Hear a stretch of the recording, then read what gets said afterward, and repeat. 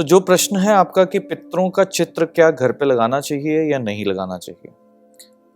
पहली बात तो इस चीज को जानना बहुत जरूरी है कि जब हम अपने जीवन के अंदर कभी भी किसी भी कार्य को आगे बढ़ाते हैं, उस कार्य के पीछे की जो फोर्स है, कभी कभी आप नहीं जानते कि जिंदगी के अंदर क्या चीज हो रही है और कौन सी ऐसी चीज बिहाइंड द सीन्स काम कर रही है जिसके बारे में आपको ज्ञात नहीं और आपका काम यूं ही हो गया।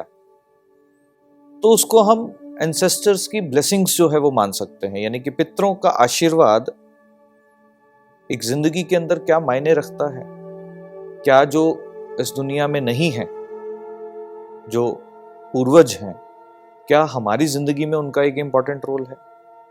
तो सबसे पहले तो हमें यह समझना होगा कि पितरों की जब भी हम बात करते हैं, हम उन आत्माओं की केवल बात नहीं कर रहे जो इस पृथ्वी पर नहीं है, हम हमारे शरीर के भीतर जो डीएनए है उस डीएनए की बात कर रहे हैं। तो पहली बात तो ये कि क्या वो जो आत्माएं इस पृथ्वी पर नहीं है, जो जा चुकी हैं, क्या वो हमसे अलग हैं? एक क्षण भी वो हमसे अलग नहीं है, क्योंकि उनका डीएनए जो है हमारे शरीर के अंदर चलता है।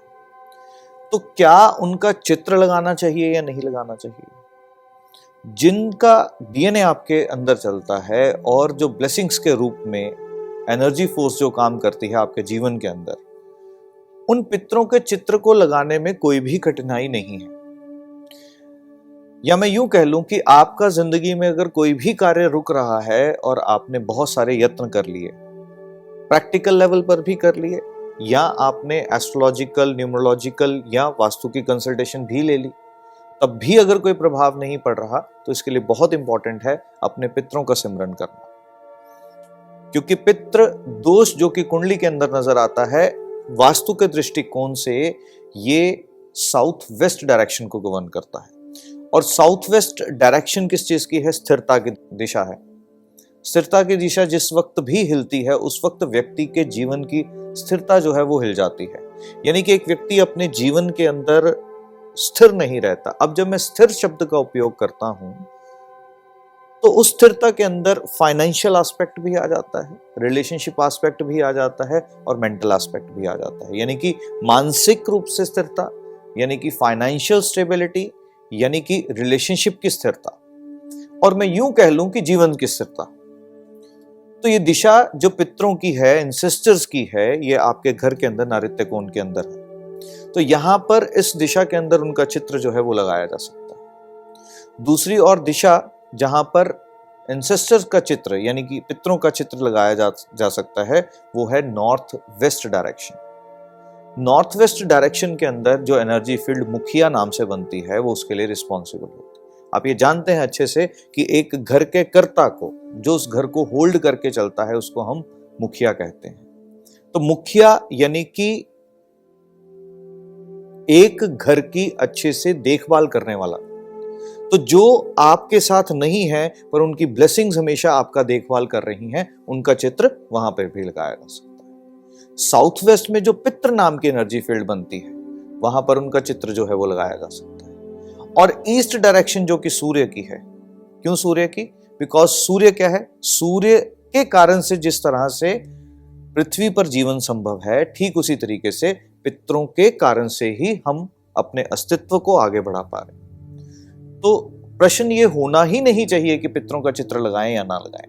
प्रश्न ये होना चाहिए कि पितरों का चित्र जो है वो कहां लगाएं, और हम अपने दिनचर्या के अंदर क्या एक ऐसा कार्य करें जिससे हमें वो अननोन ब्लेसिंग्स जो है वो मिलती चली जाए। क्योंकि कुंडली के अंदर भी जो पितृ दोष दिखता है, वो ज्योतिष के साथ नवम भाव के साथ जुड़ा हुआ है, 9th हाउस के साथ। तो 9th हाउस किस चीज का है? वृद्धि का है, एक्सपेंशन का है। अब वृद्धि और एक्सपेंशन के घर में पितृ दोष का हो जाना, आप जीवन के अंदर कोई भी कार्य करते हो, किसी भी कार्य को करने के लिए एक व्यक्ति अपना जीवन तो जी रहा है, ब्रेड एंड बटर तो उसका हक है, पर क्या केवल ब्रेड एंड बटर की हम बात कर रहे हैं? हम उससे आगे की बात कर रहे हैं, जब व्यक्ति अपने लिए या समाज के लिए कुछ करना चाहता है। तो जब भी कभी कुंडली के अंदर पितृ दोष दिखता है, इसकी रिफ्लेक्शन आपको अपने घर में साउथ वेस्ट में दिखेगी। साउथ वेस्ट में दिखेगी, इसका मतलब लाइफ की स्टेबिलिटी मिसिंग है। कुंडली के अंदर नवम भाव, जिसको हम भाग्य स्थान कहते हैं, तो ये दोनों इंटरकनेक्टेड हैं। अगर पितरों की हम पूजा करते हैं, आपके घर में साउथ वेस्ट ठीक भी नहीं है तो भी वो ठीक के प्रभाव देगा। कुंडली में अगर नवम भाव अच्छे रिजल्ट नहीं दे रहा है, यानी कि भाग्य साथ नहीं दे रहा, आपका भाग्य जो है वो साथ देना शुरू हो जाएगा। तो पितरों की ये 3 directions, south west, north west और ईस्ट डायरेक्शन, यहाँ पे पितरों का चित्र जो है वो लगाया जा सकता है।